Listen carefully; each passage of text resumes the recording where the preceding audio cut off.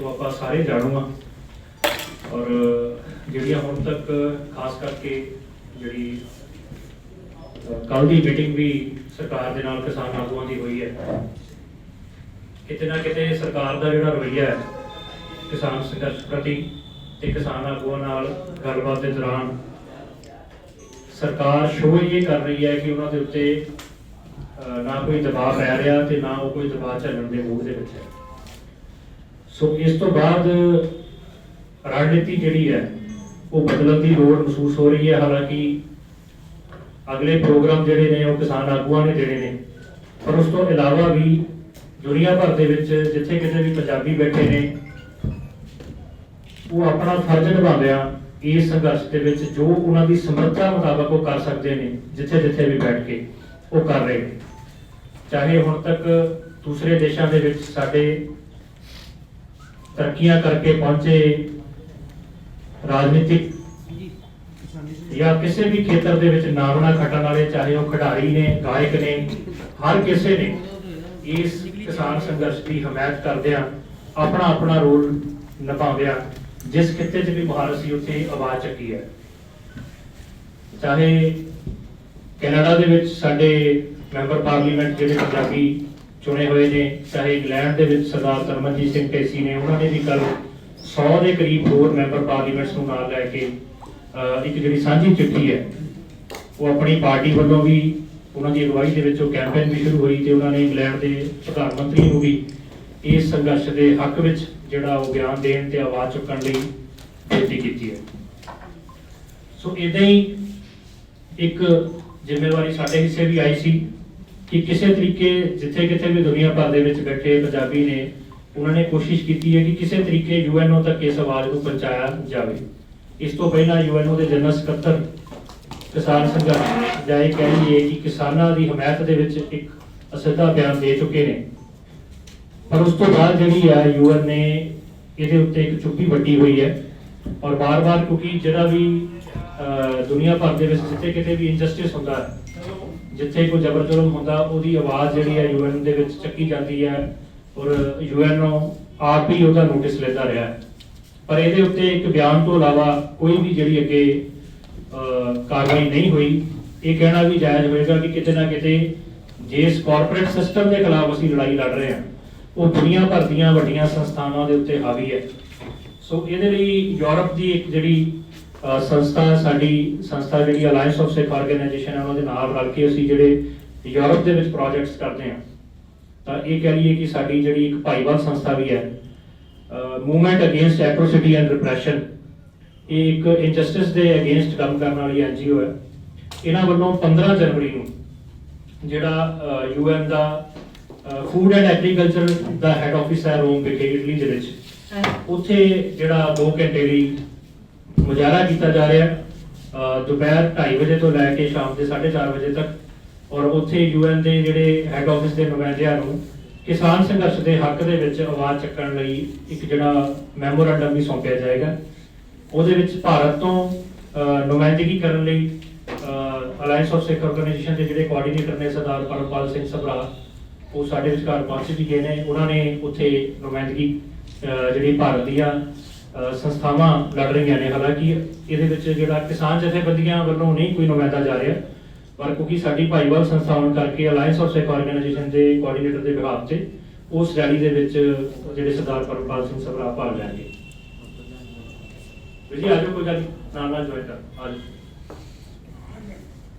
ਜਿਨ੍ਹਾਂ ਨੇ ਉੱਥੇ ਰੈਲੀ ਦੇ ਵਿੱਚ ਹਾਜ਼ਰੀ ਵੀ ਭਰਨੀ ਹੈ। ਅਸੀਂ ਜਿੱਥੇ ਉਸ ਰੈਲੀ ਤੋਂ ਪਹਿਲਾਂ ਹੀ ਭਾਰਤ ਸਰਕਾਰ ਦੇ ਉੱਤੇ ਵੀ ਤੁਹਾਡੇ ਜ਼ਰੀਏ ਇਹ ਗੱਲ ਪਹੁੰਚਾਉਣਾ ਚਾਹੁੰਦੇ ਹਾਂ ਕਿ ਜਿਹੜਾ ਇਸ ਦਬਾਅ ਨੂੰ ਜਾਂ ਇੱਕ ਬੇਪਰਵਾਹੀ ਜਾਂ ਟਾਲ ਮਟੋਲ ਦਾ ਵਤੀਰਾ ਜਿਹੜਾ ਇਸ ਸੰਘਰਸ਼ ਦੇ ਪ੍ਰਤੀ ਅਪਣਾਇਆ ਹੋਇਆ ਸਰਕਾਰ ਨੇ, ਉਹ ਬਦਲੇ। ਔਰ ਇਸ ਤੋਂ ਬਾਅਦ ਜਿਹੜਾ ਆ, ਮੈਨੂੰ ਨਹੀਂ ਲੱਗਦਾ ਕਿ ਦੁਨੀਆ ਦਾ ਕੋਈ ਵੀ ਇਹੋ ਜਿਹਾ ਕੋਨਾ ਹੋਏਗਾ ਜਿੱਥੇ ਇਸ ਅਤਿਆਚਾਰ ਦੇ ਖਿਲਾਫ, ਇਸ ਧੱਕੇ ਦੇ ਖਿਲਾਫ ਆਵਾਜ਼ ਨਹੀਂ ਉੱਠੇਗੀ। ਸੋ ਇਹ ਕਹਿ ਲਈਏ ਕਿ ਇੱਕ ਪਹਿਲਾ ਕੈਨੇਡਾ ਦੇ ਪ੍ਰਧਾਨ ਮੰਤਰੀ ਔਰ ਇੰਗਲੈਂਡ ਦੀ ਪਾਰਲੀਮੈਂਟ ਔਰ ਆਸਟ੍ਰੇਲੀਆ ਦੀ ਪਾਰਲੀਮੈਂਟ ਤੋਂ ਬਾਅਦ ਮੈਨੂੰ ਇਹ ਲੱਗਦਾ ਕਿ ਯੂਐਨ ਦੇ ਜਿਹੜੇ ਅਲੱਗ-ਅਲੱਗ ਦੇਸ਼ਾਂ ਦੇ ਵਿੱਚ ਦਫ਼ਤਰ ਨੇ, ਇਸ ਤੋਂ ਬਾਅਦ 15 ਜਨਵਰੀ ਤੋਂ ਬਾਅਦ ਸ਼ੁਰੂਆਤ ਹੋ ਜਾਏਗੀ ਸਾਰੇ ਦੇਸ਼ਾਂ ਦੇ ਵਿੱਚ ਜਿਹੜਾ ਇਸ ਸੰਘਰਸ਼ ਦੇ ਪ੍ਰਤੀ ਆਵਾਜ਼ ਚੱਕਣ ਲਈ ਜਿੱਥੇ ਯੂਐਨਓ ਦੇ ਨੁਮਾਇੰਦਿਆਂ ਨੂੰ ਉੱਥੇ ਦੁਨੀਆ ਭਰ 'ਚ ਬੈਠੇ ਪੰਜਾਬੀ ਆਪਣੇ ਆਪਣੇ ਦੇਸ਼ਾਂ ਦੀਆਂ ਸਰਕਾਰਾਂ ਨੂੰ ਜਵਾਬਦੇਹ ਬਣਾਉਣਗੇ ਔਰ ਦਬਾਅ ਪਾਉਣਗੇ ਕਿ ਉਹ ਭਾਰਤ ਦੇ ਉੱਤੇ ਦਬਾਅ ਬਣਾਏ। ਇਸ ਨੀਤੀ ਦੇ ਨਾਲ, ਇਸ ਰਣਨੀਤੀ ਦੇ ਨਾਲ ਭਾਰਤ ਸਰਕਾਰ ਦਾ ਜਿਹੜਾ ਅਸਲੀ ਚਿਹਰਾ ਦੁਨੀਆ ਸਾਹਮਣੇ ਆਏਗਾ। ਔਰ ਕਿਤੇ ਨਾ ਕਿਤੇ ਸਰਕਾਰ ਨੂੰ ਵੀ ਇਹ ਸਮਝਣਾ ਚਾਹੀਦਾ ਹੈ ਕਿ ਇਹਦੇ ਨਾਲ ਦੇਸ਼ ਦੀ ਵੀ ਬਦਨਾਮੀ ਹੋਏਗੀ, ਕਿਉਂਕਿ ਜਿਹੜੀਆਂ ਨੀਤੀਆਂ ਤੇ ਉਹ ਚੱਲ ਰਹੇ ਨੇ, ਜਦੋਂ ਦੁਨੀਆ ਭਰ ਦੇ ਵਿੱਚ ਉਹਨਾਂ ਨੀਤੀਆਂ ਦਾ ਡੰਕਾ ਵੱਜੇਗਾ ਕਿ ਇਹ ਕਿਹੋ ਜਿਹਾ ਧੱਕਾ ਆਪਣੇ ਲੋਕਾਂ ਦੇ ਨਾਲ ਇਸ ਲੋਕਤੰਤਰ ਦੇ ਵਿੱਚ ਕਰ ਰਹੇ ਨੇ, ਉਹਦੇ ਨਾਲ ਬੜੇ ਵੱਡੇ ਪੱਧਰ ਤੇ ਜਲੂਸ ਨਿਕਲੇਗਾ। ਔਰ ਜੇ ਕੱਲ ਨੂੰ ਯੂਐਨਓ ਇਸ ਮਸਲੇ ਦੇ ਵਿੱਚ ਇੰਟਰਫੇਅਰ ਕਰਦਾ ਤੇ ਫਿਰ ਜਾ ਕੇ ਮਸਲਾ ਹੱਲ ਕਹਿੰਦਾ, ਤੇ ਮੈਨੂੰ ਲੱਗਦਾ ਹੈ ਭਾਰਤ ਸਰਕਾਰ ਲਈ ਵੀ ਨਮੋਸ਼ੀ ਵਾਲੀ ਗੱਲ ਹੋਏਗੀ। ਇਸ ਤੋਂ ਪਹਿਲਾਂ ਇਸ ਰਣਨੀਤੀ ਤਹਿਤ ਸਾਰੇ ਦੁਨੀਆ ਭਰ ਦੇ ਦੇਸ਼ਾਂ ਦੇ ਵਿੱਚ ਇਹੋ ਜਿਹੀ ਆਵਾਜ਼ ਉੱਠਣੀ ਸ਼ੁਰੂ ਹੋਵੇ। ਭਾਰਤ ਸਰਕਾਰ ਨੂੰ ਇਹ ਮਸਲੇ ਨੂੰ ਛੇਤੀ ਹੱਲ ਕਰਦਿਆਂ ਕਿਸਾਨਾਂ ਦੀਆਂ ਮੁੱਖ ਮੰਗਾਂ, ਇਹਨਾਂ ਸਾਰੇ 3 ਖੇਤੀ ਕਾਨੂੰਨਾਂ ਨੂੰ ਰੱਦ ਕਰਨ ਦੀਆਂ ਮੰਗ ਲੈਣੀਆਂ ਚਾਹੀਦੀਆਂ ਨੇ। देखो जी, बेनती है कि ਇੱਥੇ ਤੁਸੀਂ ਦੇਖ ਰਹੇ ਹੋ ਕਿ ਮੋਦੀ ਸਰਕਾਰ ਕੰਟੀਨਿਊਸਲੀ ਇਹ ਗੱਲ ਕਹਿ ਰਹੀ ਹੈ ਕਿ ਕਿਸਾਨਾਂ ਨੂੰ ਇਹ ਗੱਲ ਸਮਝ ਨਹੀਂ ਆ ਰਹੀ। ਬਾਰ-ਬਾਰ ਇੱਕ ਜਿੱਤ ਦਾ ਇੱਕ ਬੜਾ ਘਟੀਆ ਜਿਹਾ ਰਵੱਈਆ ਤਿਆਰ ਕੀਤਾ ਜਾ ਰਿਹਾ, ਜਿਨ੍ਹਾਂ ਲਈ ਕਾਨੂੰਨ ਹੈ ਕਿਹਾ ਜਾ ਰਿਹਾ ਕਿ ਉਹਨਾਂ ਨੂੰ ਸਮਝ ਨਹੀਂ ਲੱਗਦੀ। ਸੋ FAO ਜਿਹੜਾ ਇਹ ਪੋਸਟਰ ਅਸੀਂ ਜਾਰੀ ਕਰ ਰਹੇ ਹਾਂ ਅੱਜ, ਇਹ ਫੂਡ ਐਂਡ ਐਗਰੀਕਲਚਰ ਆਰਗੇਨਾਈਜੇਸ਼ਨ ਹੈ, ਯੂਨਾਈਟਿਡ ਨੇਸ਼ਨ ਦਾ ਜਿਹੜਾ ਮੁੱਖ ਅਦਾਰਾ ਜਿਹੜਾ ਐਗਰੀਕਲਚਰ ਦੇ ਉੱਤੇ ਸਾਰਾ ਜਿਹੜਾ ਕਾਰੋਬਾਰ ਸੰਭਾਲਦਾ, ਜਿਵੇਂ ਯੂਨੈਸਕੋ ਆ ਉਹਨਾਂ ਦੀ WHO ਹੈ। ਹੁਣ ਉੱਥੇ ਜਿਹੜਾ ਮਸਲਾ ਅਸੀਂ ਚੱਕਣ ਜਾ ਰਹੇ ਹਾਂ ਉਹ ਇਸ ਗੱਲ ਦੇ ਉੱਤੇ ਹੈ ਕਿ ਜਿਹੜਾ ਫਾਰਮਿੰਗ ਹੈ ਇਹ ਬੇਸਿਕਲੀ ਕਾਰਪੋਰੇਟ ਸੈਕਟਰ ਨਾਲੋਂ ਜੁਦਾ ਹੈ। ਇਹ ਮੈਨੂਫੈਕਚਰਰ ਹੈ, ਇੱਕ ਹਿਸਾਬ ਦੇ ਨਾਲ ਇਹ ਫੂਡ ਬਣਾਉਣ ਵਾਲੀ ਚੀਜ਼ ਹੈ। ਔਰ ਇਹਨੂੰ ਜਦੋਂ ਕਾਰਪੋਰੇਟ ਸੈਕਟਰ ਦਾ ਇਹਦੇ ਉੱਤੇ ਕੁੰਡਾ ਜਿਹੜਾ ਲਾਇਆ ਜਾ ਰਿਹਾ ਜਾਂ ਕਾਰਪੋਰੇਟ ਸੈਕਟਰ ਦੇ ਵਿੱਚ ਇਹਨੂੰ ਧੱਕੇ ਨਾਲ ਜਿਹੜਾ ਭਾਰਤ ਦੇ ਵਿੱਚ ਧਕੇਲਿਆ ਜਾ ਰਿਹਾ, ਇਹ ਗੱਲ ਪੂਰੇ ਇੰਟਰਨੈਸ਼ਨਲ ਲੈਵਲ ਦੇ ਵਿੱਚ ਹੀ ਬਹੁਤ ਮਾੜੀ ਜਿਹੜੀ ਹੈ ਉਹ ਹੈਗੀ ਹੈ। ਔਰ ਮੈਨੂੰ ਪੂਰਨ ਭਰੋਸਾ ਹੈ ਕਿ ਜਿਹੜਾ FAO ਹੈ ਉਹ ਇਹਦੇ ਤੇ ਜ਼ਰੂਰ ਐਕਸ਼ਨ ਕਰੂਗਾ ਇਸ ਗੱਲ ਦੇ ਉੱਤੇ ਕਿ ਕਿਉਂ ਜਿਹੜਾ ਫਾਰਮਿੰਗ ਹੈ, ਕਿਉਂਕਿ ਪੂਰੀ ਦੁਨੀਆ 'ਚ ਸਬਸਿਡਾਈਜ਼ ਕੀਤਾ ਜਾਂਦਾ ਹੈ, ਭਾਵੇਂ ਦੁੱਧ ਦਾ ਜਾਂ ਜਿੰਨੀਆਂ ਵੀ ਡੇਲੀ ਨੀਡਸ ਦੀਆਂ ਚੀਜ਼ਾਂ ਨੇ। ਔਰ ਬਹੁਤ ਵਧੀਆ ਸਾਰੇ ਦੇਸ਼ਾਂ ਦਾ, ਅਮਰੀਕਾ ਦਾ ਵਿੱਚ ਵੀ ਫਾਰਮਿੰਗ ਹੈ, ਕੈਨੇਡਾ 'ਚ ਫਾਰਮਿੰਗ ਹੈ, ਆਸਟ੍ਰੇਲੀਆ 'ਚ ਬਹੁਤ ਵੱਡੀ ਫਾਰਮਿੰਗ ਹੈ। ਕਿਤੇ ਵੀ ਇਹੋ ਜਿਹੇ 3 ਕਾਲੇ ਕਾਨੂੰਨ ਨਹੀਂ ਹੈਗੇ ਜਿੱਥੇ ਕਿਸਾਨ ਨੂੰ ਇਹਨਾਂ ਬੁਰੇ ਹਾਲਾਤਾਂ ਦੇ ਵਿੱਚੋਂ ਦੀ ਗੁਜ਼ਰਨਾ ਪੈ ਰਿਹਾ। ਕਦੇ ਪੂਰੀ ਦੁਨੀਆ 'ਚ ਇਦਾਂ ਨਹੀਂ ਹੋਇਆ ਕਿ ਕਿਸੇ ਦੇਸ਼ ਦਾ ਅੰਨਦਾਤਾ ਜਿਹੜਾ ਉਹ ਇਸ ਢੰਗ ਦੇ ਨਾਲ 3-3 ਮਹੀਨਿਆਂ ਤੋਂ ਸੰਘਰਸ਼ ਕਰ ਰਿਹਾ ਹੋਵੇ ਔਰ ਇਹ ਲੋਕ ਜਿਹੜੇ ਆ ਇਹ ਉਹਨੂੰ ਕਹਿਣਗੇ ਤੈਨੂੰ ਅਜੇ ਗੱਲ ਸਮਝ ਨਹੀਂ ਆ ਰਹੀ। ਸੋ ਅਸੀਂ FAO ਦੇ ਜਿਹੜੀ ਉੱਥੇ ਇਹ ਆਰਗੇਨਾਈਜੇਸ਼ਨ ਹੈ ਉਹਦੇ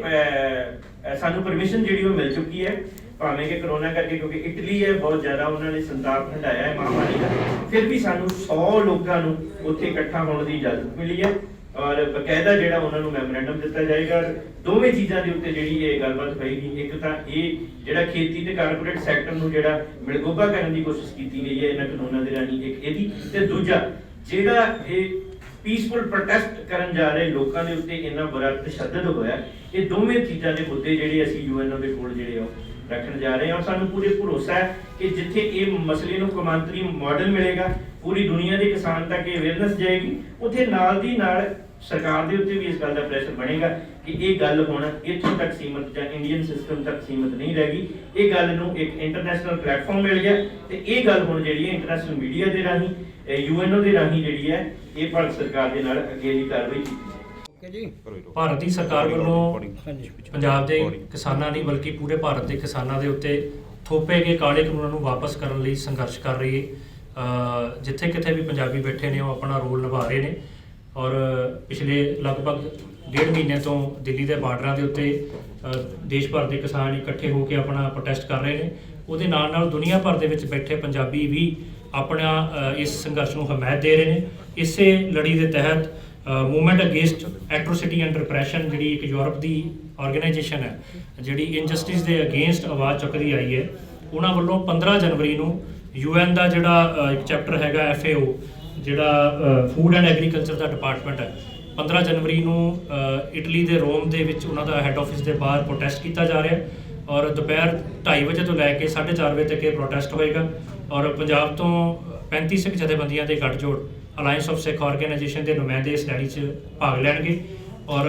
ਅਸੀਂ ਉੱਥੇ ਇੱਕ ਜਿਹੜਾ ਜੋ ਕੁਝ ਇੱਥੇ ਸਰਕਾਰ ਦਾ ਰਵੱਈਆ ਹੈ ਕਿਸਾਨਾਂ ਦੇ ਪ੍ਰਤੀ ਔਰ ਇਹਨਾਂ ਕਾਨੂੰਨਾਂ ਦੀ ਜੋ ਅਸਲੀਅਤ ਹੈ ਜਿਹਦੇ ਬਾਰੇ ਸਰਕਾਰ ਕਹਿ ਰਹੀ ਹੈ ਕਿ ਕਿਸਾਨਾਂ ਨੂੰ ਸਮਝ ਨਹੀਂ ਆ ਰਿਹਾ, ਅਸੀਂ ਉਹਦੀ ਜਵਾਬਦੇਹੀ ਜਿਹੜੀ UNO ਤੋਂ ਲਵਾਂਗੇ ਕਿ ਉਹਨਾਂ ਨੇ ਹਾਲੇ ਤੱਕ ਇਹਦੇ ਵਿੱਚ ਇੰਟਰਫੇਰੈਂਸ ਜਿਹੜੀ ਕਿਉਂ ਨਹੀਂ ਕੀਤੀ ਔਰ ਆਪਣੀ ਆਵਾਜ਼ ਕਿਉਂ ਨਹੀਂ ਚੱਕੀ, ਔਰ ਉਹਨਾਂ ਕੋਲੋਂ ਮੰਗ ਕੀਤੀ ਜਾਏਗੀ ਕਿ ਉਹ ਭਾਰਤ ਸਰਕਾਰ ਦੇ ਉੱਤੇ ਦਬਾਅ ਬਣਾਉਣ ਤਾਂ ਕਿ ਭਾਰਤ ਸਰਕਾਰ ਛੇਤੀ ਤੋਂ ਛੇਤੀ ਕਿਸਾਨਾਂ ਦੀਆਂ ਜਿਹੜੀਆਂ ਮੰਗਾਂ ਉਹ ਮੰਨ ਕੇ ਇਹਨਾਂ ਕਾਲੇ ਕਾਨੂੰਨ ਨੂੰ ਰੱਦ ਕਰ ਸਕੇ।